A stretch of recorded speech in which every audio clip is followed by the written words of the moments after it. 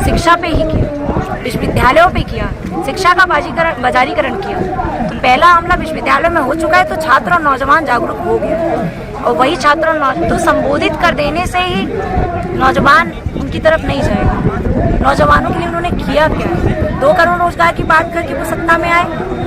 कितने रोजगार के कार्य युवाओं ने तो उम्मीद करना ही छोड़ दिया है। अभी सरकार हटेगी तब एक नया उजाला हो सकता है, नहीं तो मुझे नहीं लगता कि सरकार युवाओं के लिए कुछ कर सकती है, महिलाओं को सुरक्षा भी नहीं दे सकती है, किसानों की मुद्दे पर भी विफल साबित हो रही है। ये आंदोलन परिवर्तन का पूरे देश में ये आंदोलन एक बड़ा परिवर्तन है, क्योंकि ये आंदोलन देश की दिशा और दशा तय करने वाला है। आने वाले समय में तमाम प्रदेशों में चुनाव हो रहे हैं, देश का चुनाव भी आएगा 2 साल में। इस आंदोलन का एक बड़ा असर पूरे देश में। इतने दिनों से किसान बैठे हुए हैं, साधारण सी मांगों को लेकर के बैठे हैं, कोई बड़ी मांग नहीं है, अवेयर हैं अपनी मांगों को लेकर के, लेकिन सरकार निरंकुश है। सरकार नहीं चाहती कि ये लोग जानते कि किसान कानून क्या है, और चुपके से बंद दरवाजे से ये लॉन्च कर देते, लागू कर देते कानून बनाकर। किसान जाग गया, ये उसको बड़ा खतरा महसूस हो रहा है, तो बड़ा आंदोलन है और देश के परिवर्तन का आंदोलन। आप युवा चेहरा माना जाता है, युवा आप इस आंदोलन में युवाओं की भागीदारी को किस प्रकार से देखते हैं कि युवा के अंदर इस आंदोलन से बदलाव आएगा? और युवाओं के अंदर तो सबसे पहला हमला भारतीय जनता पार्टी ने कहाँ किया? शिक्षा पे ही किया, विश्वविद्यालयों पे किया, शिक्षा का बाजारीकरण किया।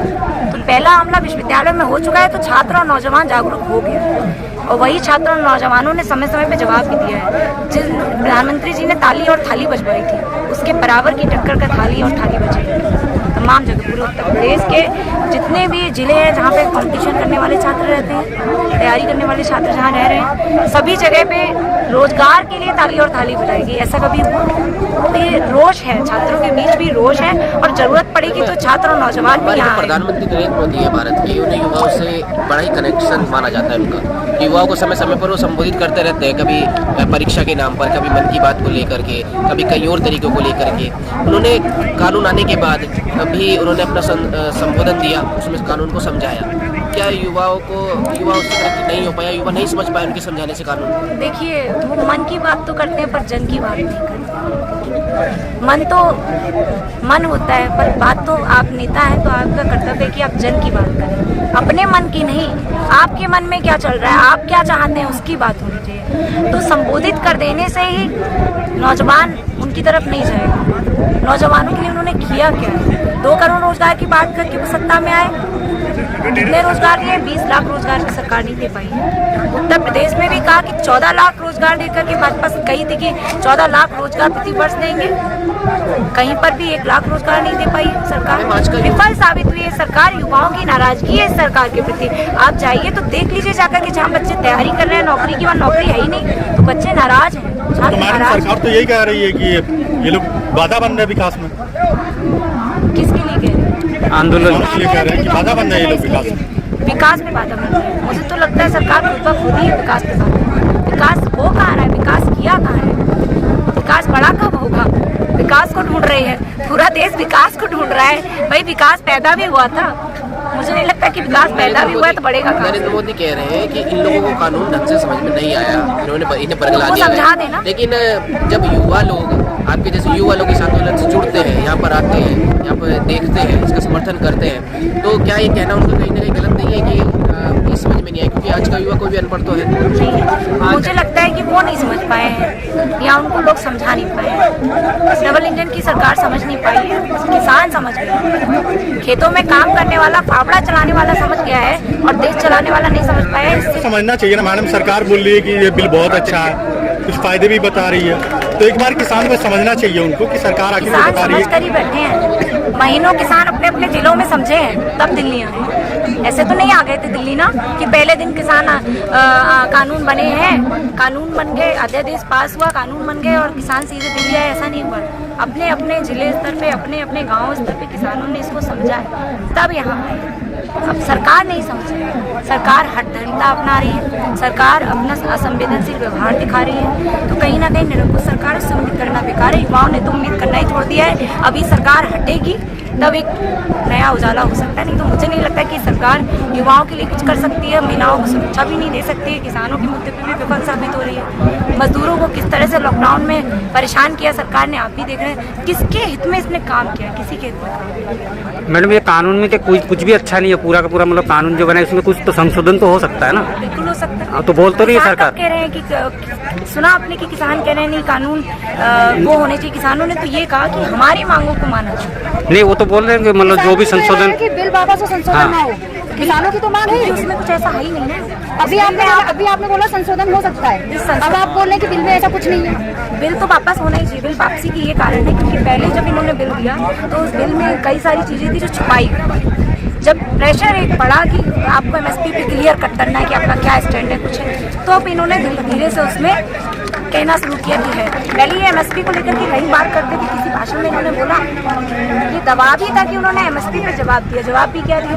जनता को समझ में आ गया कि हाँ ये नहीं देने वाले, इसलिए किसान बैठे हैं आंदोलन पे। और सिर्फ किसान ही आंदोलन पे नहीं बैठे, किसानों के बच्चे भी आंदोलन पे। मैडम, वो तो सरकार बोल रही है बच्चों के यहाँ पाठशाला चल रही है। जब वो बच्चे आंदोलन पे आ जाए तो समझ लीजिए देश का भविष्य है, समझ लीजिए। मैडम, सरकार तो बोल रही बिंदुवार जितने भी बोले सारा संशोधन कर देंगे। रिफिल की मत बोलो, आप जितने भी सुझाव है लगातार नहीं, उन्होंने लास्ट ऑफर दे दिया ना कि आप बुलाइए बैठालिए। सरकार सिर्फ भाषण में कह रही है ना। नहीं, उन्होंने लास्ट ऑफर दिया था ना। लोग गए हैं, कितनी बार मीटिंग हो गई है, सब विफल कैसे हुई? इसका मतलब किसानों को वो राजी नहीं कर पा रहे हैं। वो नहीं पूरी तरह से कह पा रहे हैं कि कौन कौन सी चीजें हम वापस लेंगे, क्या करेंगे। सीधे तौर पे किसानों ने भी ये कहा है कि हम तैयार हैं बातचीत के लिए। किसानों ने ये नहीं कहा कि हम बात ही नहीं करेंगे, बातचीत को तैयार है, लेकिन सरकार बातचीत को तैयार नहीं है। सरकार अडिग है, सरकार नहीं चाहती किसानों से बातचीत हो, लेकिन जनता को गुमराह करने के लिए वो बड़े बड़े मंचों से सिर्फ कह रही है कि हम किसानों से बात करना चाहते हैं। धोखेबाज। लेकिन उत्तर प्रदेश के सीएम कहते हैं कि किसान को इस किसान बिल से कोई कल्याण के लिए दिक्कत वो नहीं ब्लॉक है। स्तर पे वो कर रहे हैं। किसान को इस बिल से कोई दिक्कत नहीं है, दिक्कत तो बिचौलियों को है।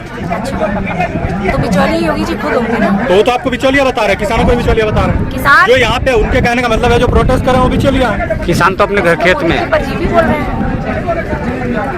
इन लोगों की जुबान में कोई कंट्रोल नहीं है। देश में जो भी इनकी योजनाओं के खिलाफ खड़ा हो रहा है किसी भी तरह की, उसके खिलाफ अपना कुछ भी बोल सकते हैं। मैडम, वो तो ये बोल रही कि विरोध में विरोध, यानी कि आप लोगों का कोई काम नहीं है, कहीं भी आंदोलन होता है जाकर वहाँ पहुँच जाते, किसी भी मैटर पे लेके जो आपसे मतलब ही ना हो वहाँ भी पहुँच जाते हो, इसी को कहते हैं। मतलब वो उनका कहने का मतलब है हम ह्यूमन है ना।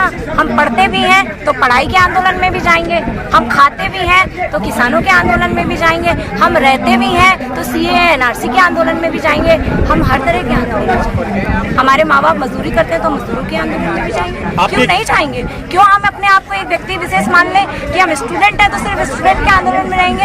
हम खाते नहीं है क्या? हमारा दिमाग काम नहीं करता है क्या? हम भी बराबर का खाते हैं। हमारा कर्तव्य है कि हम किसानों के साथ भी खड़े हों, मजदूरों के साथ भी खड़े हों, महिलाओं के मुद्दे पे भी खड़े हों, छात्रों के मुद्दे पे। आप एक युवा है, यह बात इस सवाल का जवाब आप ही बेहतर दे सकते हैं। क्या आपको लगता है इस आंदोलन से बीजेपी को बहुत बड़ा नुकसान होने वाला है? देखिए, आने वाले समय में ये आंदोलन परिवर्तन का आंदोलन बनेगा और यही आंदोलन देश की दिशा और दशा भी तय करेगा। जिस तरह से राज्यों में कई राज्यों में चुनाव होने वाले हैं, कईयों में चल रहे हैं, उस पर भी असर पड़ रहा है। लेकिन भाजपा एक ही मुद्दे पे राजनीति करती है, वो है सांप्रदायिकता। तो आप इस बार सांप्रदायिकता के मुद्दे पे भाजपा राजनीति में सफल नहीं, एक बड़ा विकल्प तैयार होगा भाजपा के खिलाफ।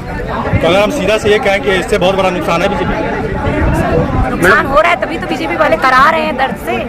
दर्द ही तो है कि हर मंच पे जाकर के किसान किसान किसान, किसानों की चाहे 100 लोगों की बैठक करनी पड़े, चाहे किसान नहीं भी हो तो भाजपा के कार्यकर्ताओं को पगड़ी बना के किसान बनाना पड़े। तो जब मजबूरी हो रही है, आज भाजपा किसानों की बात कर रही है। जब थाली ताली बज रही थी, नौजवान बजा रहा था, तो भाजपा की मजबूरी हो रही थी कि नौजवानों की बात करें। क्या थी जिसपे इसने सरकार बनाई, बेटी बचाओ बेटी पढ़ाओ। 2021 के बजट में बजट ही खत्म कर दिया, योजना ही खत्म कर दी, योजना को विलय कर दिया। अब फिर से सरकार जब बनाने के लिए इनकी रणनीति आएगी फिर यही नारा देंगे। लेकिन जनता को अब पता चल गया है कि सिर्फ इनकी कागजों पे जितनी योजनाएं कागजों पे धरातल पे